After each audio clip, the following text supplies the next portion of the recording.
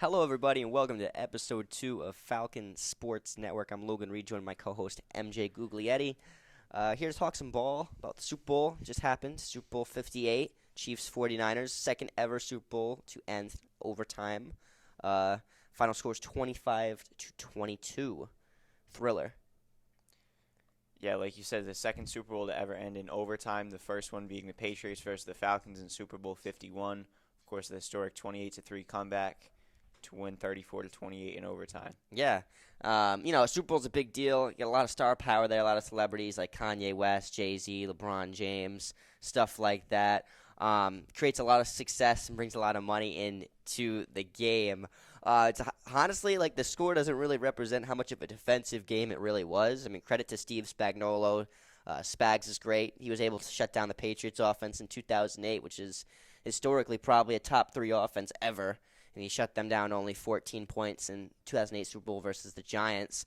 So credit to Spags on that. And then Steve Wilks also for the 49ers. Heck of a performance by him as well. They were able to stop Pacheco in the run. They weren't able to stop Mahomes. Mahomes was actually the 49ers' leading rusher with 66 total rushing yards. Chiefs leading rusher.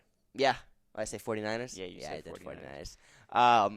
49ers. So, credit to both those guys. Two different stories for them. Spagnuolo yesterday received a contract extension after a great performance. After a great performance, Steve Wilks was actually fired yesterday by the 49ers. So he is now jobless, which is very not good. I mean, the 49ers defense wasn't as good as it's been historically, but however, it's still a pretty solid unit. They played really well this year with Fred Warner, Dre Greenlaw, those all pros on that defensive side of the ball.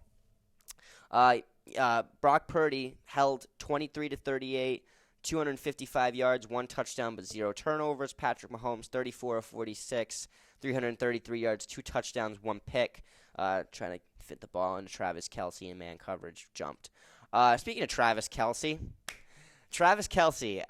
held in the first half before Dre Greenlaw went down. He was held to 1 catch for 1 yard. Now, Dre Greenlaw tears his Achilles on a freak play running onto the field, non-contact injury. 1 in a billion chance of it happening, but it happened. After that, Travis Kelce ended the game with 9 receptions for 93 yards, no touchdowns, trying to impress a special someone in the audience. Yeah, I know we talked about it during the game and afterwards. That Greenlaw injury was massive for the 49ers defense. Having him out there paired with Fred Warner allowed San Francisco to play more man-to-man defense on Kelce, which, as we know, he's tough to stop in zone, Yeah. but they had to resort to a lot of that without Greenlaw in the game. Absolutely. I mean, they were able. I see it on film. They were able to kind of bracket Kelce and put 3 defenders around him and just kind of completely take him out of the game. And then their interior defense is so good that they were able to shut down the run. So in the first half, the Chiefs really had no offense. The final score of the first half was 10-3. So the Chiefs had nothing going for them. The second half, they were able to pick it up. They were able to get Kelce the ball more. Because the 49ers defense had to opt more to zone coverage rather than just playing man and able to put a body on Travis Kelce. Now, Travis Kelce is an interesting player. He gets a lot of comparisons to Rob Gronkowski, but the thing is with Travis Kelce, he finds a zone and just kind of sits in it. But if you put a body on him, if you get him into man coverage, you can take him out of the game. Travis Kelce is really nothing special as a tight end anymore, to be completely honest. From what I've seen this year, he's just not all there. And, what he did during the Super Bowl was completely unacceptable as a player. Bumping his own coach, Andy Reid, completely unacceptable. Just, he should be suspended maybe the first game of the year, fined. The guy is just, he's Bush League. And he's always been like that. He's pompous. So, when you see a guy like him celebrating after the Super Bowl, it just infuriates you because the guy just isn't that great, Yeah. I think Mahomes deserves the win more than anyone. I think Pacheco deserved it. I think Chris Jones, Trent McDuffie, L'Jarius Sneed, they worked their tails off. Rashee Rice, rookie, had the most postseason catches by a rookie, 26, which is an NFL record. Those guys deserved it. They played really well. They deserved it all throughout the playoffs. Travis Kelce is he's an absolute fraud, in my opinion. Yeah, he's, like you said, he's exceptional in zone coverage. He's so tough to cover that way. But, teams have started to figure out more if you can get him one-on-one against a good linebacker like Fred Warner, he's a lot easier to hold. But the thing is, with a guy like Greenlaw going down, you're a lot thinner in the middle of the field. San Francisco knew that they had to get away from the man coverage, and it just really weakened their defense in the second half. Oh my gosh. The 49ers high-flying offense get 4 All-Pros, held to 22 points, which their lowest actually this season was 17. So they're held to 22 points total. So that's another great job by Spagnuolo, getting the pressure with Chris Jones, running a lot of twists interiorly. And then you got to talk about the receivers.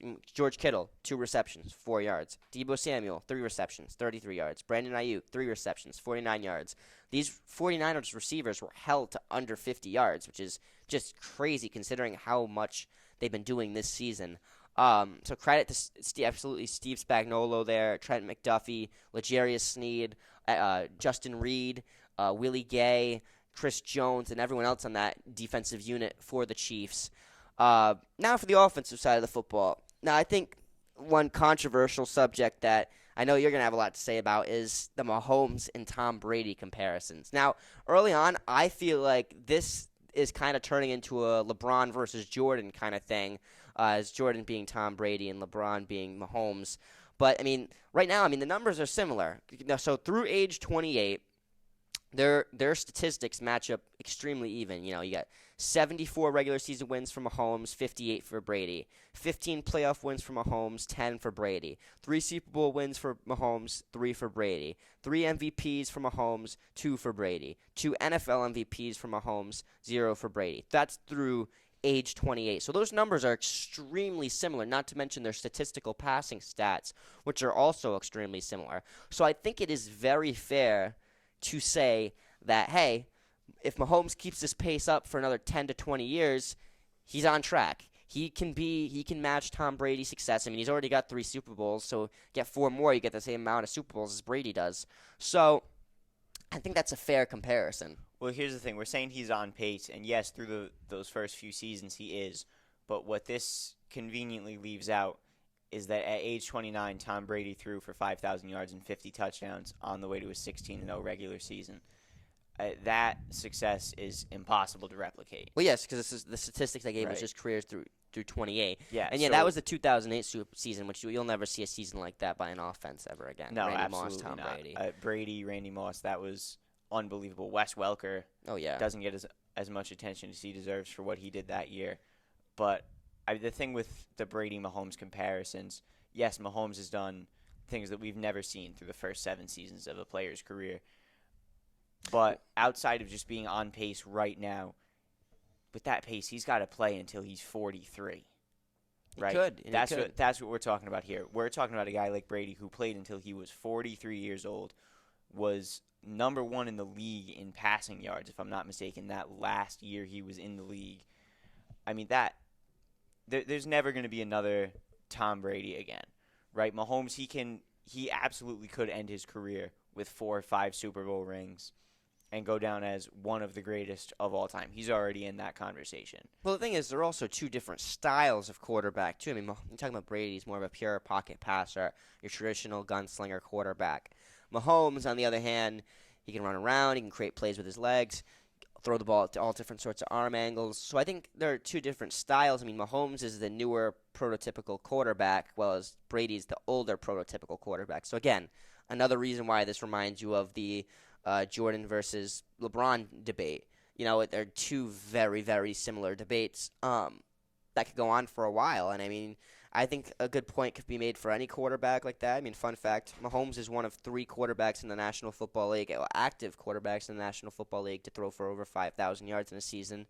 That being, the other 2 being Matthew Stafford and Justin Herbert. But, I think it's fair. I honestly think it's fair. But from what I've seen from Mahomes, he's been clutch in the last 2 Super Bowls, last 3 Super Bowls he won. Let's see, both 2 out of 3 of those Super Bowls. No, all 3 of those Super Bowls he came back from being down 10. Yep. First Super Bowl he was down 20-10. Yep. Last year he was down 27-17 at the half. Yep. This year he was down 10-0 at the beginning of the second quarter, we'll say. Yeah. So Mahomes has that in him, and he has it. He has that it factor. So now The question is if he can put it together and hold his pace for the next 20 years, maybe 10 to 15, 10 Right. to 15 years. On a pure talent level, Mahomes he's more talented than Tom Brady. I don't think anybody will argue with that. I mean, you talk about the arm angles, the ability to make plays with his legs. Patrick Mahomes is probably the most physically gifted quarterback that we've ever seen. I mean, he's up there with guys like Aaron Rodgers, with guys like Michael Vick, for just the most athletically gifted players that this game's ever seen. And he's already put together a more impressive resume than Vick, and you could argue just as impressive as Aaron Rodgers at this point in his career. So I would say it's way more impressive than Aaron Rodgers. I mean, Aaron Rodgers only won one Super Bowl. the team success, yeah. Aaron Rodgers still has 4 MVPs. He won 2 of them at 35 and 36. So he needs 2 more MVPs. He needs the longevity. I need to see some, obviously you're not going to see longevity at 28 years old, but as Mahomes progresses, we need to see how he continues to grow his game. He still has a lot that he can work on. The game management, I've seen flashes, but I haven't seen that he can lead a team the way that Brady does. I mean, again, the arm talent is absolutely unreal. He has all the gifts. It's just whether or not he can sustain it to compete with Brady. Yeah, and that's going to be the ultimate question, and only time will tell with that. I mean, they're already talking three-peat yesterday at the Super Bowl parade. They were already talking three-peat. So if they do that, then that's crazy. I don't think I've ever seen a three-peat in my lifetime. Yeah, as a I football don't fan. know that I've seen a two-peat. This is probably, I believe the Patriots two-peated. Yeah, the Patriots did it in probably before 19 years ago. Yeah, yeah. it was the the Carolina 2 out of the Panthers first and then 3. the Eagles. They played the Panthers and the Eagles. Yeah. 2003, 2004. Yes. Yeah, Yes. they lost. They didn't make it the Steve year after they beat the Delhomme. Rams. Yeah, Jake Or Delhomme. Jake Delhomme. Sorry, what did I say? I Yep. was thinking of Steve DeBurr. Jake Delhomme and Donovan McNabb were the 2 quarterbacks in those Super Bowls. Yeah. That was yeah, when two- Terrell two Owens broke very his good leg games. Pre-game. Yep. Or not pre-game, but that season. Yep. They played through it. Yeah, Terrell Owens, another guy that's just special. Yeah, man. But anyways, that caps off a very entertaining Super Bowl discussion. Logan Reed here at Falcon Sports Network, joined for the first time by Max Jewell Guglietti. Thank you.